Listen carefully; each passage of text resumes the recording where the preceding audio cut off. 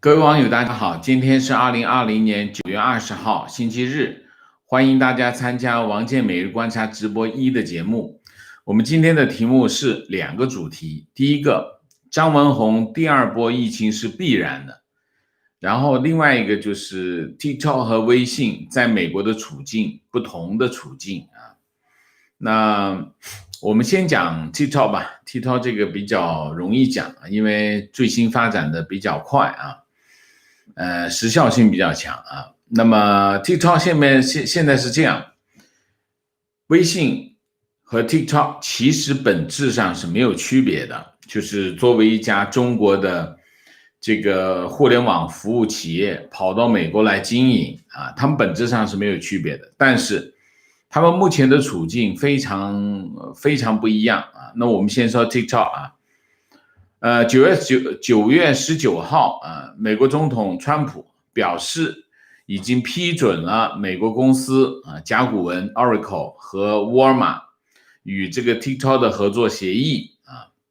然后这个美国商务部随后发表声明说，在川普总统的指示下，鉴于最近的积极事态发展，9月20号下架 TikTok 的这个指令将延迟到9月27号13点59分啊。延迟的原因是为了给双方完成交易和审批程序的时间啊。那么川普总统当天在白宫说，他说这个合作会给美国设立一个会在美国设立一个全新的公司，给美国带来这个2.5万就业，大部分在德克萨斯州啊，在德州啊。他说我原则上 in concept 我原则上批准了这个协议，已经给予这个协议我的祝福。如果他做成了，那 OK； 如果没做成也可以啊。然后 TikTok 美国业务，会成立一家新的公司，叫 TikTok Global。甲骨文、沃尔玛分别持有12.5%和7.5%，那么其余80%的股份由这个 TikTok 中国的母公司字节跳动控制。那么 TikTok 的声明说，在字节跳动的控制下，TikTok 将组建新的董事会和管理层。如果市场条件允许，TikTok 将会在1年内在美国完成首次公开募股，就 IPO。他说这个方案不涉及技术和算法的转让，也就是说，TikTok 自己继续控制这个技术和这个算法啊。那么川普发言之后甲骨文宣布他成为TikTok 安全云服务提供商这就是为什么 Oracle 要入股这家公司的原因啊。TikTok 随后在这个推特上发表英文的声明，确认了这个 Oracle 的说法，还说他正在和沃尔玛就商务伙伴关系进行合作这也是为什么沃尔玛要入股 TikTok 的原因。沃尔玛指望通过入股 TikTok 开展推动它在网上的业务网上业务现在最厉害的是亚马逊那么沃尔玛虽然它作为最大的这个超市，但是它还是在互联网上面的发展不如这个亚马逊，所以它入股 TikTok 有它的意图那么到底他们是怎么估值的据财新网的报道那么这次这个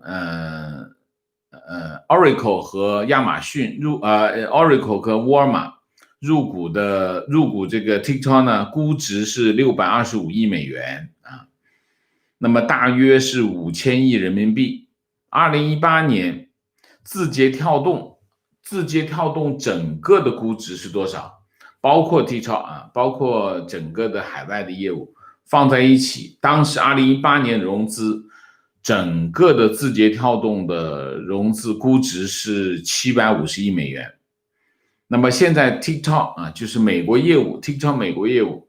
已经值625亿美元，可见涨了很多涨了很多。如果按照这个比例计算，那么 Oracle 和那个沃尔玛分别要投78亿美元和47亿美元。然后 TikTok 还在当天的这个声明中说明这个TikTok 和甲骨文还有沃尔玛就云上加州方案达成原则性共识。什么叫云上加州？就有一点像什么云上贵州就是把他们整体的就是美国客户的数据全部储存在加州，因为他们的办公室在加州所以叫云上加州。这和的苹果把他们的数据把中国客户的数据放在了贵州叫云上贵州所以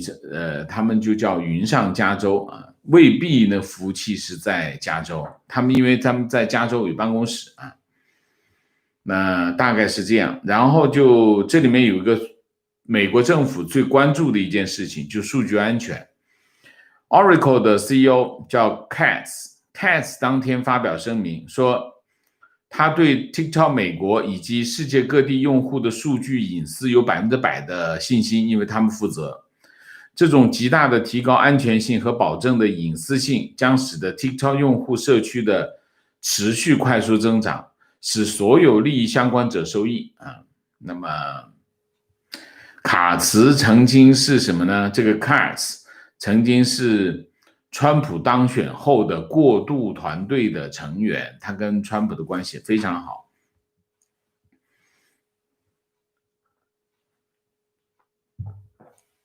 然后什么呢？然后就是 TikTok 的发言人说说这个他们很高兴他们的这个方案解决了美国政府的这个担心然后就是甲骨文作为可信任的技术供应商，负责代管所有美国用户的信息，并保护相关电脑系统，确保落实美国国家安全的要求。他说我们目前正在和沃尔玛谈合作财政部也发表声明说这个总统已经审查了甲骨文、沃尔玛和 TikTok Global 之间的协议，解决 TikTok 业务构成的国家安全威胁。然后他说这个交易的批准取决于甲骨文、沃尔玛合作的交割以及必要的文件和条件。这些条件文件将由美国外国投资委员会 CFIUS 这个批准大概就是这样。中间还涉及到一个50亿美元的教育基金TikTok 他们自己说他们不知道然后就是他们还是看到新闻看到的然后这个川普自己就一直在讲，他说这是我要求的贡献等等，反正讲了很多50亿美元成立一个全球教育基金会通过技术、在线视频等提高全球教育水平，这是川普的诉求那么我们现在分析一下这件事情TikTok 的前景应该现在TikTok 可能达成协议的可能性比较高但是这里面也有达不成协议的可能。为什么？你可以看一下川普政府有个要求，就是希望美国的公司控制 TikTok Global但是 TikTok Global 你可以看Oracle 也好这个叫什么沃尔玛也好，他们两家公司只合共持有这家公司20%的股权。理论上来说TikTok Global 还是由这个北京字节跳动控制。但是这里面有一些就是说大家要知道一些商业上的合作是有很多关键性的条款控制的所以这就要看什么？看他们的协议是怎么签因为如果他有没有可能他只占20%，然后控制这家公司是有可能的因为关键是要看它里面的一些比如说 Global这个 TikTok Global 的这个公司章程有没有什么特殊的要求啊？如果他的公司章程里面已经设定了一些条件的话，他是有可能让这两家公司控制这家公司啊，不一定说大股东能够控制得了。这是所以我说，这里面就涉及到什么？我们刚才这里面讲的，就是涉及到很多必要的文件和条件。这个必要的文件和条件，不知道他们已经是不是写到他们的协议里面去了。如果他把这个很多关键性的条款放到后面去谈，那有可能也谈不成。当然，这里面涉及到川普总统怎么给压力了啊？这北京那边会不会给压力等等，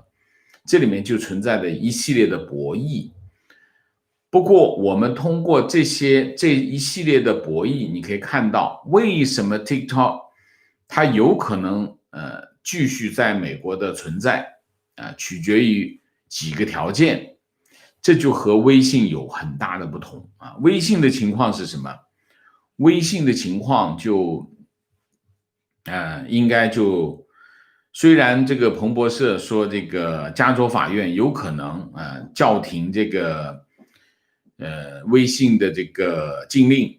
但是我看了一下他那个新闻并没有很明确，他说有可能但是并没有，而且后续新闻也没有发生没有人继续发生这件事情，所以我觉得这个新闻没有定案，没有定案意味着什么？意味着过完明天，那么这个微信就可能会被踢出美国市场。腾讯那边是这么反映，他说一直在评估这个禁令对他们微信的影响那么这主要是有影响有3个第一个，美国现有的 WeChat 可能继续使用可以继续使用，但是只限于什么？只限于线上的交流这是第一个。第二个，交易是不可能了交易现在转账也好，支付也好是不可能的了这是第一个。第二个，没有办法获得新的美国用户大家知道，一个像这样的程序，它是不断的要获得新的用户，它才有活力如果它不能获得新的用户，那会产生很大的影响，对运营来说影响很大那么还有一个就是他们没办法在当地提供服务那么就是说在美国的微信的用户在使用微信进行沟通交流的时候，它的服务品质是有很大的影响的所以我们相信就是明天过完星期天，那么微信会慢慢的被踢出美国市场应该是一个这样的情况。那么这两者之间为什么差别这么大？你看一个 TikTok 好像有可能在美国留下来那么微信就已经开始出局了要出局了。原因是什么？原因有4个。第一个，用户不同。那么TikTok 用户基本上是美国的年轻人那么各种美国人都有各种美国人都有亚裔，有不是亚裔，各种美国人都有它非常平均但是以年轻人为主，它的特征就是年轻人为主，这些人有选票。那么微信呢？微信集中在华人当中其他的美国人就用的不多那么主要99%都是华人在使用。那么这2个群体对川普总统来说，他在衡量对待他们的态度的时候，微信很显然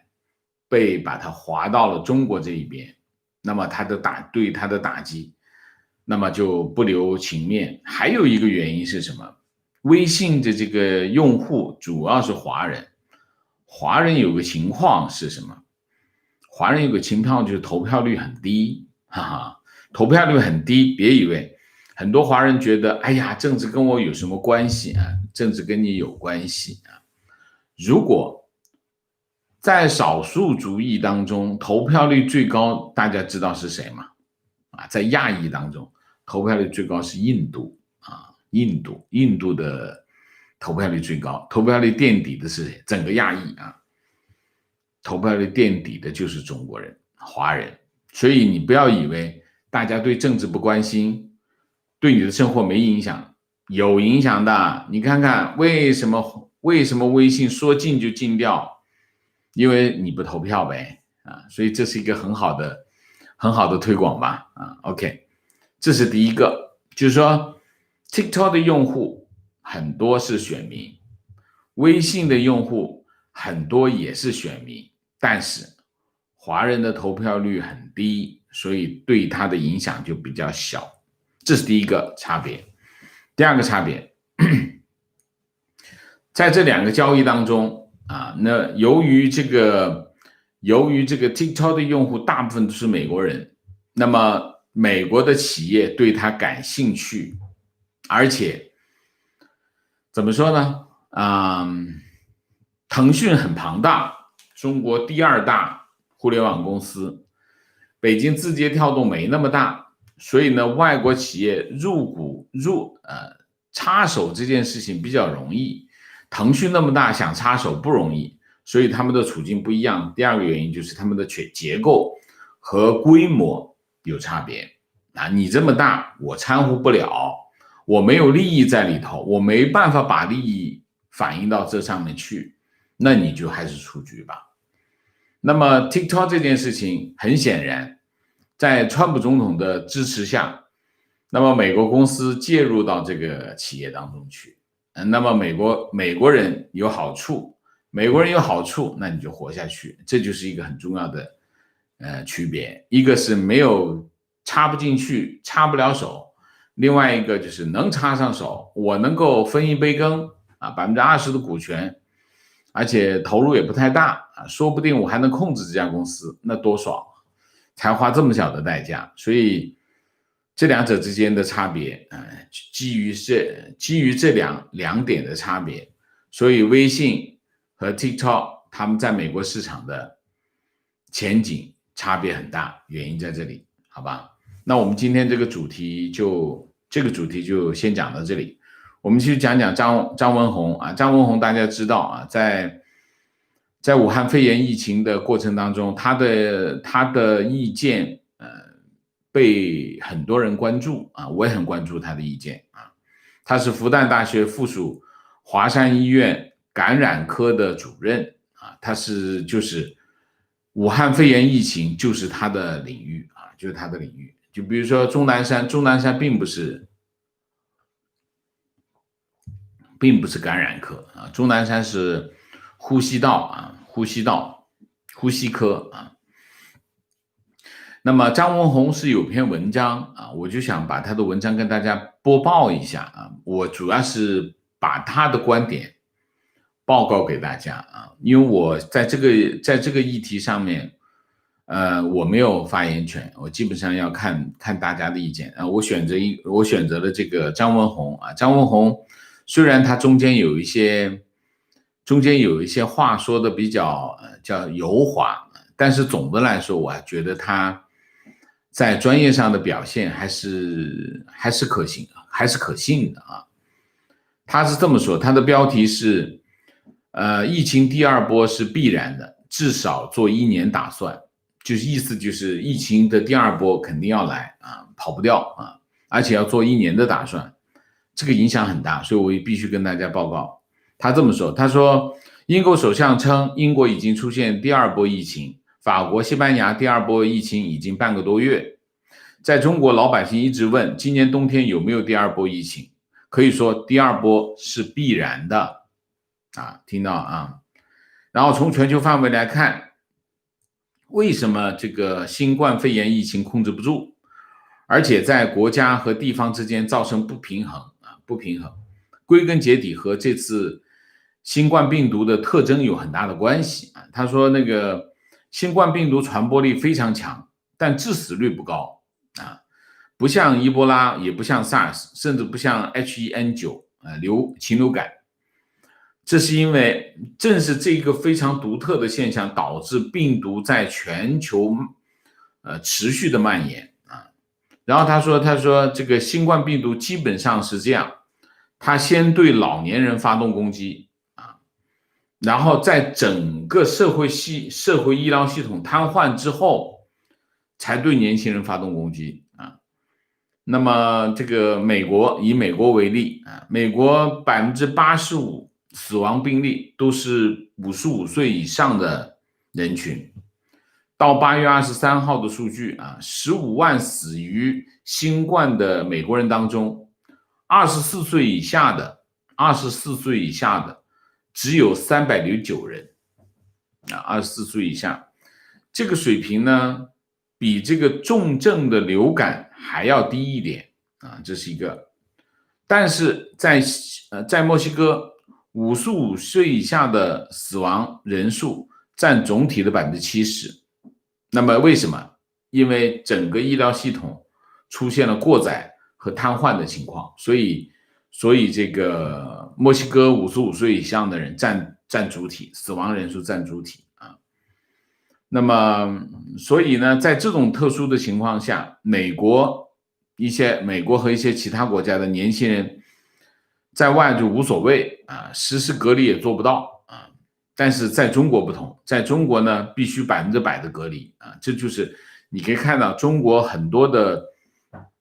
隔离措施啊，其实非常的严厉，其中有一个原因是中国的医疗系统更脆弱啊，就是说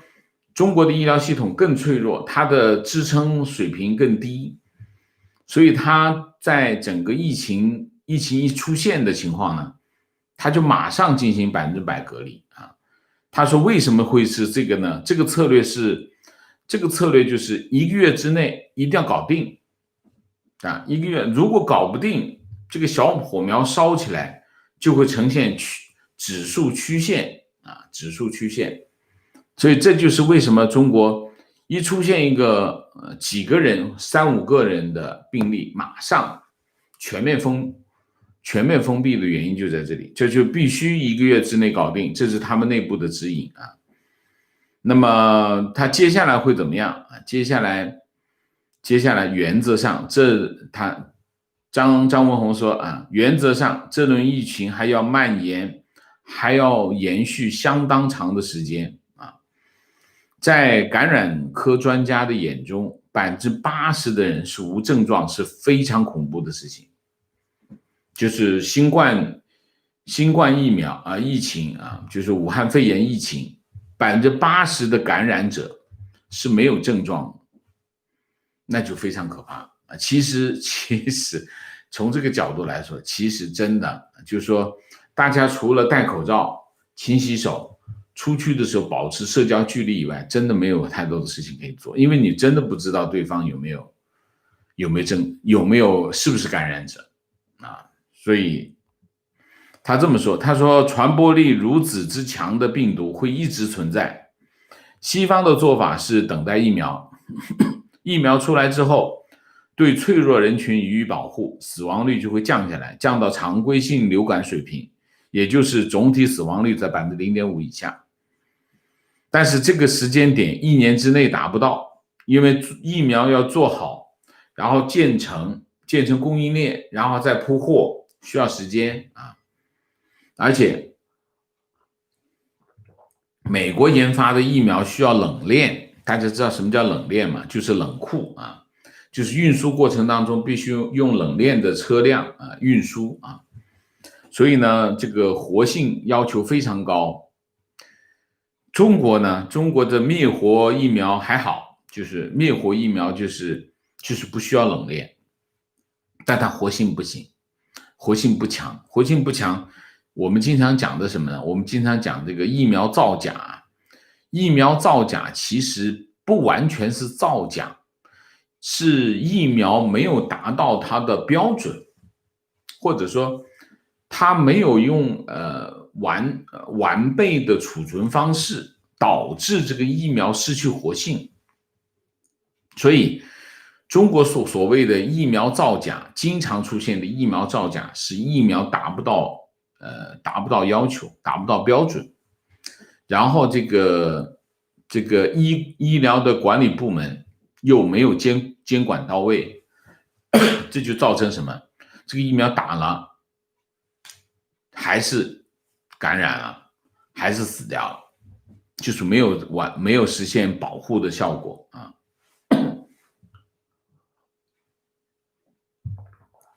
所以呢，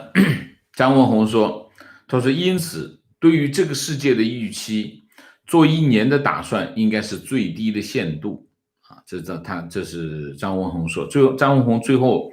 他表达了一个非常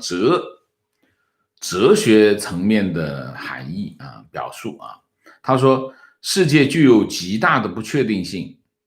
在动物界中有接近80万种未知的病毒，随时可能跨界。跨界就是从一个物种跑到另外一个物种，叫跨界啊。世界交流又如此的广泛，将来一直会有此风险。今天发生的偶然，无非是无数个偶然构成的必然而已，无非是年份不同而已。这是张文宏的观点。我为什么今天要讲这个议题的原因，是因为冬天就要到了啊，冬天到了，这个疫情呢有可能出现反复，所以我在这里提醒大家，在疫苗出来之前，请大家仍然继续保持警惕。那么戴口罩、勤洗手，然后保持社交距离啊，这是我们从疫情发生的那一天开始，我们就讲，这个疫情永远的改变了我们的生活啊，永远的改变了我们的生活。我们在我们未来的生活当中要保持高度的警惕啊，这就是我们今天为什么要选择这个拿来讲的原因啊。好吧，那我们下面就进今天的主题，两个主题，一个就是关于 TikTok 和微信在美国市场上的前景啊。TikTok 有可能留下来，原因是因为有2家美国公司啊，一个叫 Oracle， 一个叫一个叫那个沃尔玛啊，那么会入股它20%的股权，这美国企业啊。那么川普政府认为，这2家公司持有20%的股权，能够控制这家公司。川普总统说是100%能够控制它，所以它就是安全的啊。这个我不知道他怎么实现，要看他们这个协议的条款啊，这是一个方面。另外一个方面就是张文宏，就是华山医院的传染科的主任啊，说疫情第2波是必然的，一定会发生，所以我在这里提醒大家保持警惕。好，我们今天的主题就讲到这里，我们下面进入互动啊。进入互动之前，例行公事，请大家点赞，请新来的网友订阅，请大家加入我们的会员，支持我们做更好的节目。我在这里跟大家解释一下关于广告的问题啊。昨天我就出了一个公告啊。那我们现在已经对这个 YouTube 的管理后台已经有新的认识啊。我们原来以为这个系统自动投放广告，我们不管就好啊。后来我们发现啊，终于找到了，就是管理这个广告投放的这个位置啊，非常的隐晦啊。我一直讲 YouTube 的管理后台非常烂啊。我做过软件开发，我觉得他们那个简直就是一团糟糕啊！但我终于被我找到了以后，我就陆陆续续的对我们已有的视频的广告进行了调整。那么现在我已经调整了，从现在往回，大概我已经调整了90个视频的广告投放啊。那么原有的广告投放非常糟糕啊。它有前贴片后贴片，什么叫前贴片？就是内容还没开始，上来就来一个广告啊，先叫前贴片，后贴片就是广告，就是节目结束以后再贴一个广告啊，前贴片后贴片，然后它第一个广告跟这个前贴片的广告经常会是30秒啊，甚至是10几秒啊，我不知道他们这个广告投放是怎么实现的。就是非常的密密麻麻的广告啊，我看得我心惊肉跳，头皮发麻。我不一定认为这是恶意，但是这件事情，我认为 YouTube 做得非常糟糕啊。我觉得它可能是某种算法啊，那么但是在我们的视频当中这么密集的广告我是不会看的我觉得我们的网友能够坚持看这么长时间，那真的是很感动我真的是非常感动就是说我们还有这么高的流量就没有一下子全部赶完，那真的是大家的深情厚谊我感同身受，非常感谢那从今天开始其实不是从昨天开始，我们已经完全接管了这个广告的投放，我不会让系统来投放的了，不会自动投放，我们自己会投放。那么这个投放，我们的投放的规则就是我们会比大部分的 YouTube 的投放的频率要低我们会有更长的这个时间，目的只有一个改善我们网友的就是观看的体验改善大家的体验。那么持续的那种高密度的广告已经不会再发生。那我们现在已经处理了90个视频，那么我们会继续往前处理但是再往前呢，我觉得意义也不太大，因为流量也不高了那么我们就以后呢，我们的广告的投放就会按照现有的大家现在看到的这个频率来发生那么广告我们不会完全终止广告，我们就没有收入这对我们来说是不行的但是我们会控制广告的频率改善大家的体验这件事情我就解释到这里我知道很多网友非常的支持在这种情况下都挺过来非常不容易我这一并谢过那我们这个议题就到这里为止，我们不再讲了，好吧？因为这件事情已经解决了。那好，我们进入互动进入互动之后呢，就请大家不要聊天4个情况、问题、观点、情绪请大家尽量的简洁看看大家今天有什么高见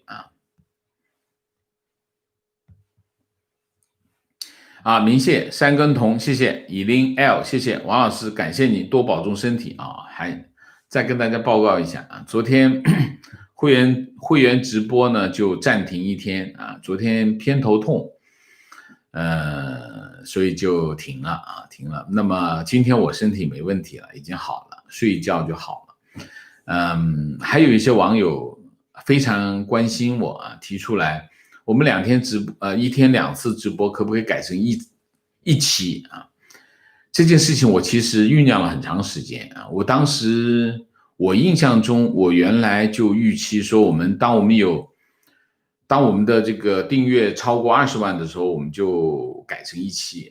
吧当时是这么规划但是后来我发现这不可行，为什么？因为实际上我们2个直播直播1跟直播2是针对全球不同的地区展开的直播因为你不管在哪个时段你如果是一期的话，都有一半的人是没办法参加直播的那么我们网友还是很希望能够参与直播，所以我没办法，我摆来摆去都没有办法。大家知道我原来在星岛日报我对这个时区概念很敏感，因为我们在全球有不同时区的分社所以我后来摆来摆去，我还是觉得没办法。如果我们要满足全球大部分的网友能够参与我们的直播的话，我必须2个直播才行。所以在这个问题上，本来是说我原来计划是20万，我就改成1个直播。那么现在20万都过了，都22万了，还是没办法调整。我觉得我又不想让我们其他时区的网友失望那么所以我还是坚持做2个。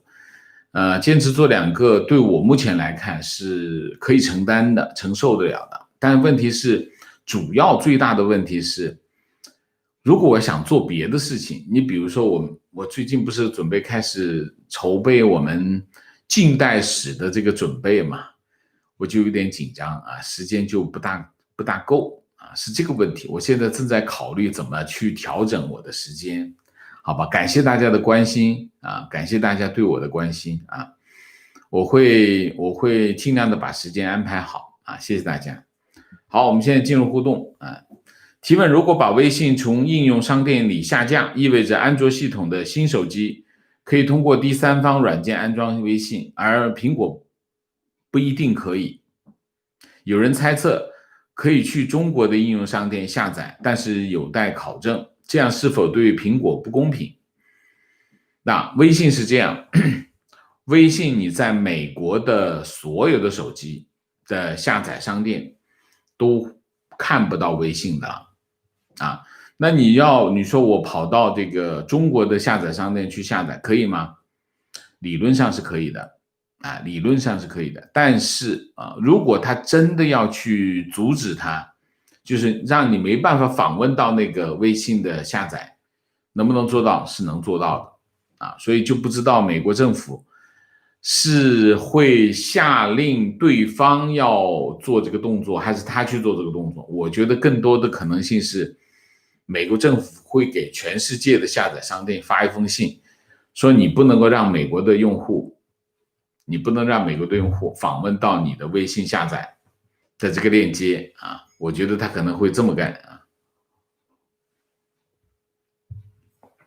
这是有可能做到的。也就是说，你在美国没办法找到下载微信的商店，理论上是这样啊。所以不存在对苹果不公，所有的手机都应该下载不到。为什么？这就是执法，不能选择性执法。就是说，一个法令下来，政府一定要想办法用尽所有的资源，让这个法律被完全的执行，这就叫执法，而不是被有选择。如果他选择性执法，会被告的啊，会被告的。所以，不一样啊。观点：文明世界为什么会反感并且倡导禁止微信、抖音、头条等？根本的原因是因为这些软件的源头被共产主义政党控制着，按照他们的意图，无声无息的侵蚀、改变人类的行为规范，改变人类的认知，成为集权的赞美与拥护者。非常正确啊！国家安全只是一个说法啊。这些应用程序最大的问题是两个：第一个侵犯隐私啊，第二个洗脑帮凶啊，就这两个啊。观点：免费的即时通信软件不是只有微信一家，明明有 Line、Google Duo 啊、Facebook 啊。只不过这些被中国封了，未来在美华人与中国亲友通讯上的任何困难，这账要算到中国政府头上，而不是美国政府头上啊。现在有没有其他的软件？反正现在我看见很多国内的网友已经加了那个叫什么电报啊 ，Telegram， 这我看他们加的最多啊。观点：还有一个很重要的不同 ，TikTok 的和抖音是两个不同的 App， 而不只是中英文版本的而已。两个 App 的数据库可以完全分开，微信没有这样的基础。作为通讯软件，它和中国的数据库共享是其中最基本的建设，无法分开。OK， 非常感谢你的意见啊。情况加观点。加州的地方联邦法院签署了暂停对微信的禁令。法官认为，川普对 WeChat 的总统令违背了言论自由。感觉这个法官真的完全不了解中国。我看到的新闻是准备签署啊，你看到的新闻说签署了，一个完成时，一个将来时。我不知道你是看到哪里的新闻啊？我没看到这个新闻，我看到的是准备签署啊。观点 ：BBC 1小时前的消息，三藩市的法官已经 block 川普的1小时前微信禁令，微信又起死回生，加州法官阻止了禁令。美国制度上的弱点就是当总统要阻止中国共产党的软件时候，会有法官跑出来挡听说是微信用户的诉讼，显然这些用户都是中国人啊。旧金山的地方法院，暂停啊，那么其他州未必会啊，这是一个消费者啊用户的这个诉讼啊，我知道这个诉讼啊。情况，苹果公司在中国各地考察多时，所到之处都是地方政府拉红地毯迎接，最后选定了贵州，投资10几亿美元做云端数据，以应付满足中国政府的要求。在中国有这么大的市场，这也是必须见招拆招，兵来将挡的水来土掩啊！大家知道为什么会在贵州吗？2个原因。第一个原因，贵州天气比较冷啊，就是说冬天夏天天气比较冷。大家知道这个数据库就是这种云端数据库的最大的问题是什么？最大的成本是什么？电费啊，电费分2块，一个是数据库的，就是服务器的电费，一个是空调的电费。在贵州不用空调，直接放到防空洞里去啊，直接在防空洞，贵州有很多防空洞啊，弄2个防空洞直接放在里头，根本就不用只用抽湿机就行啊，只用抽湿机就可以，所以它空调就省掉空调，这是第一个。第二个，贵州有很多充裕的水电是基本上是最便宜的电，所以有2个条件，所以他们把这个服务器放在贵州啊。所以贵州有很多的数据库啊，很多数据库都放在贵州。比如说像我印象中这个淘宝的数据库啊，在贵州也有一个很大的数据库啊，数据中心啊。提问，有期节目里王老师说过 ，CCP 用洗脑来给老百姓统一思想，以达到统治的目的。最近在思考，宗教也是让大家有统一的价值观，怎么看待宗教的统一思想？价值观是一致的，我们可以有一致的价值观，但是我们不会有一致的思想。思想是什么？思想是认知啊。中共的洗脑是什么？中共洗脑当然一方面是价值观啊，要统一价值观，统一到共产主义的价值观上去啊，这是一头。但是核心的它并不是这个，它的核心是什么？统一你对这件事情的认知。啊，这个是方的啊，这明明是黑的，共产党说这是白的，啊，讲1万次，虽然你心里知道它是黑的，但是你也跟着说这是白的。他的洗脑并不是价值观的灌输是一回事啊，他真正的要做到的是什么？就是对事情的认知要统一到他的指令下来，那就叫洗脑啊，理解吗？宗教给大家共同的价值观，但是你每个个体有不同的认识啊，有不同的认知啊。那宗教会不会在具体的认知上有灌输？有的，也有的啊，在很多的具体的认知上，它也会引导啊，但是它跟中共的洗脑还是有非常本质的不同啊。为什么？宗教给你认知上的灌输，中共也在给你认知上的灌输，但是中共的灌输有2个条件。第一个条件，他把所有不同的声音全部屏蔽掉，其实你只能听到他一个声音，你是没有选择的，你看到的所有的东西都是他发送出来的，就是一个认知啊，这是第一个，就是他把所有在任何的共产党的统治的国家都没有新闻自由，都没有言论自由，只有一个单一的声音，这是共产党干的洗脑的第一个条件。第二个条件是什么？第二个条件，他就是站着棍子，就是拿着棍子在后头，你要是不听就打你，就是后面他洗脑背后其实有一样东西是和宗教最大的区别。宗教的也进行灌输啊，也进行认知的引导。但是宗教它没有禁止其他的声音，你也可以看到其他的声音，这是第一个。第二个，中共的洗脑背后是拿着棍子在那里，你敢说不同的声音，那就打你。你要是不听我的灌输，那还是要打你，打服为止，打不服是吧？肉体上消灭啊，基本上是这样啊，所以它是完全不一样的啊。就是我们讲这个，就是说宗教里面的思想的这个引导和中共的洗脑，它有本质的不同啊，本质的不同。提问：老师，你之前说过想讲中华文化，我很感兴趣。我想问一下，中华文化为什么同化能力这么强？每次少数民族征服汉族，都会被汉族文明反向征服。比如满清崇拜汉族，现在已经不会讲满语，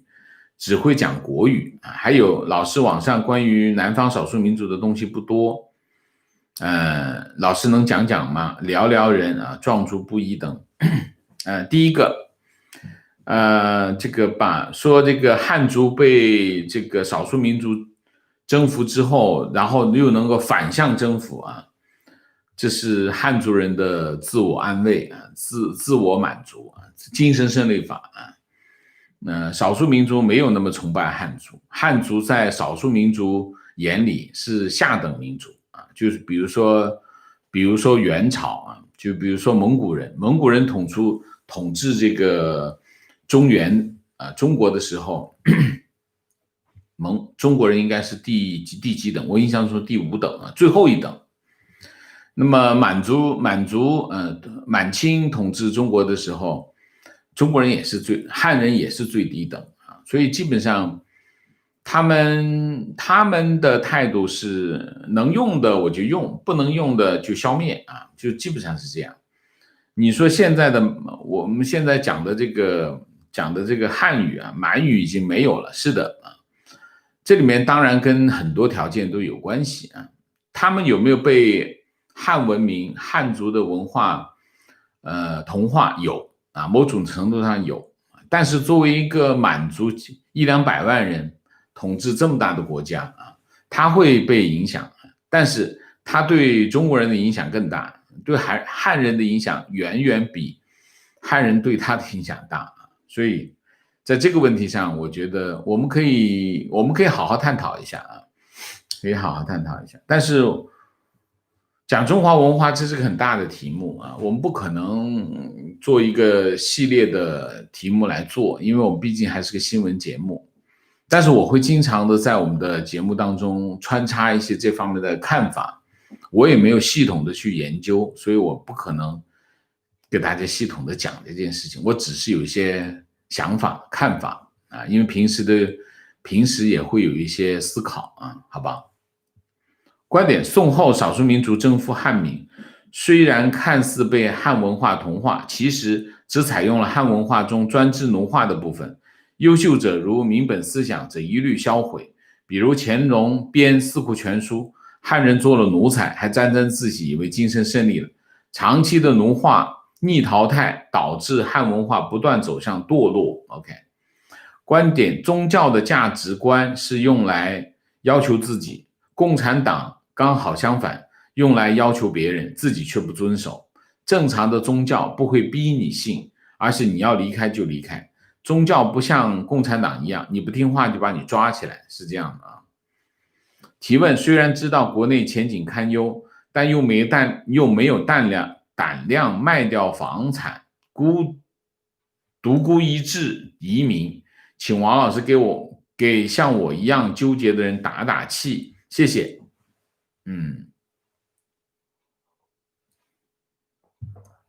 那大家在这件事情上，我不会很强烈的给大家一些建议啊，因为每个人啊站在自己现在的这个位置上有不同的处境对未来的规划不同的方向，所以我不觉得大家一定要做同样的事情啊。你首先要想清楚你的 vision 是什么，你的人生目标是什么。你可以用一个很简单的方式来做一些判断啊。一个方式是什么？一个方式就是你对你所处的环境的未来有一个基本的预期啊，就是说未来这个地方会变成什么样子，一定要知道啊，这是第一个。第二个，你大概可以想象一下你10年后的生活是怎样，或者你做个期望。比如说我10年以后，我希望我的生活是个什么样的样子。你把这2点结合在一起，然后再寻找你现在这个位置和你10年的那个场景，生活的场景，找到一个连接点，你就知道该怎么干，该怎么做了啊，叫趋利避害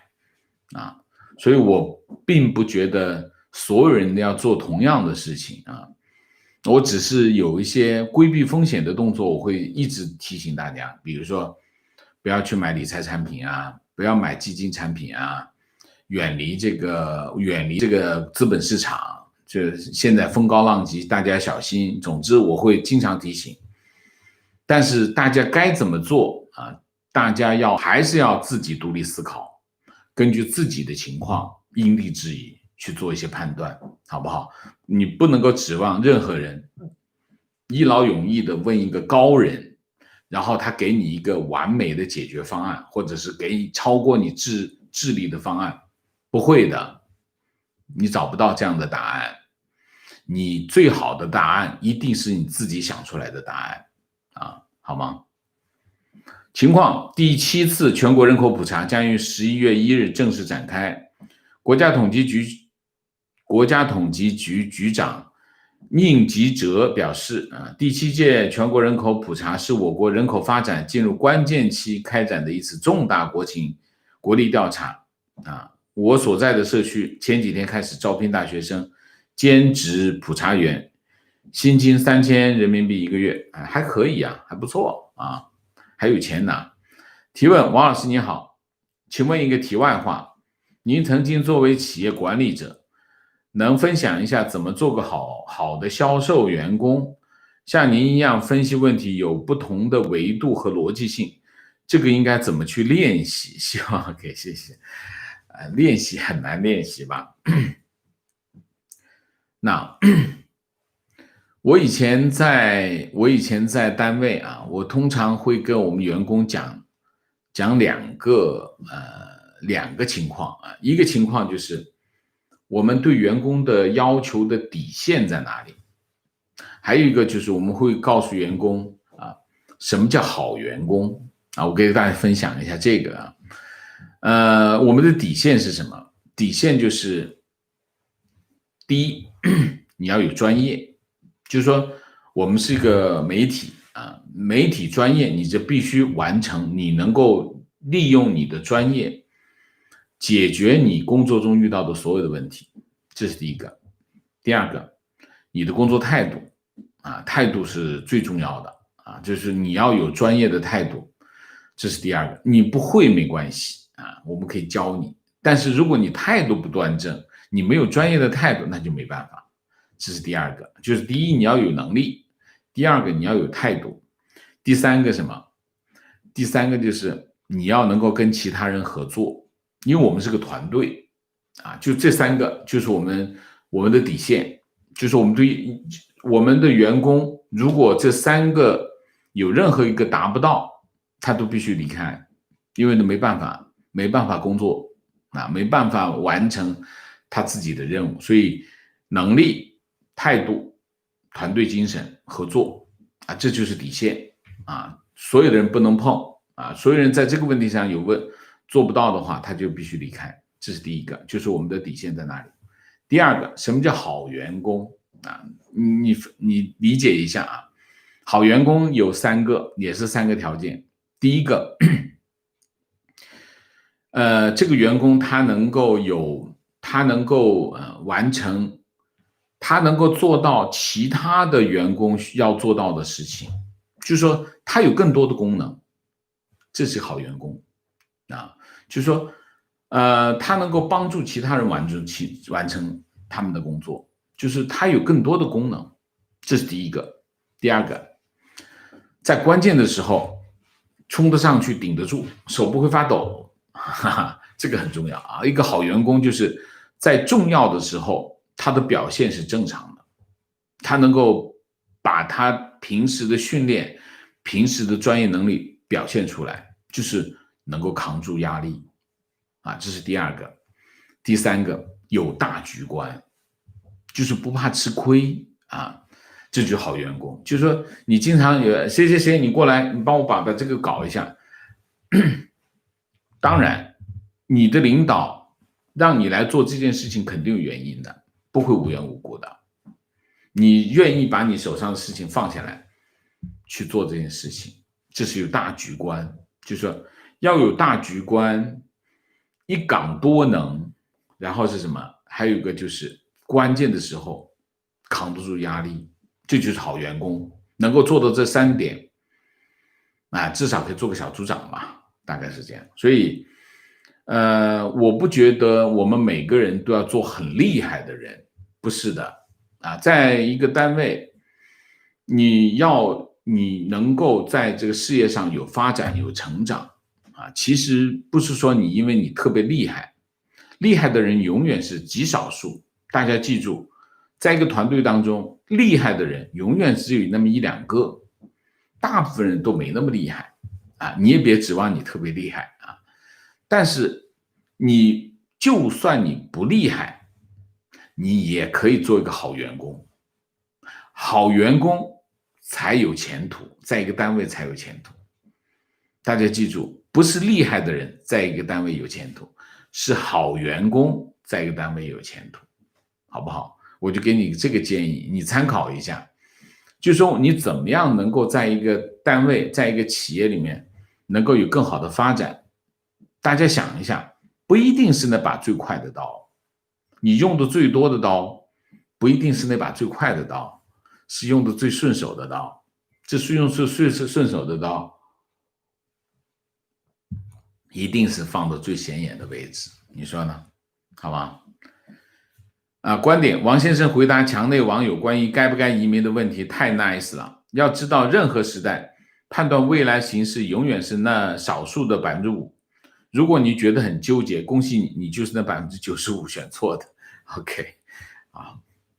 提问，继续上次网友提的送孩子去加拿大读书的话题，老师怎么看送孩子小学、初中去加拿大上学？其实这个问题跟上次上高中是有点类似的啊，就是说上高中有一个很明显的选项，就是父母不跟着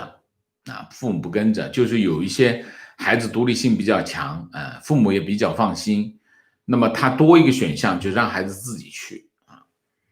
那么对于初中小学来说，这个没有其他的选项啊，就是父亲或者母亲必须跟一个过去啊。那么父母其中有个跟一个过去，这意味着什么？这个家庭就分开了啊。家庭的核心是什么？家庭的核心就是父母2口子啊，2口子不能分开。我一直是这么认为啊，你要过家庭生活，2个人就必须在一起。分开的生活那不叫家庭生活啊，因为我对这种叫什么，他们经常讲的什么，远程的恋情那可以啊，远程恋情你可以选择，但是家庭不行，家庭必须在一起。也就是说，实际上对我来说哈，你要么呢一家全部都去，你要去就现在就去，一起去都去。你说啊，我这工作还不错，我这个觉得在这过得还挺好，我不想放弃这边的生活啊，那你就别去啊，那你就一家都在这儿。你不能够人生总是说我买一把刀买把剑2头都是尖的，那不可能，你必须有一头尖有一头不尖。所以在这个问题上，我是觉得你就想好，如果中小学这个初中跟小学这个问题，你等于是2个问题，就等于是1个问题。我现在移民吗？你要让孩子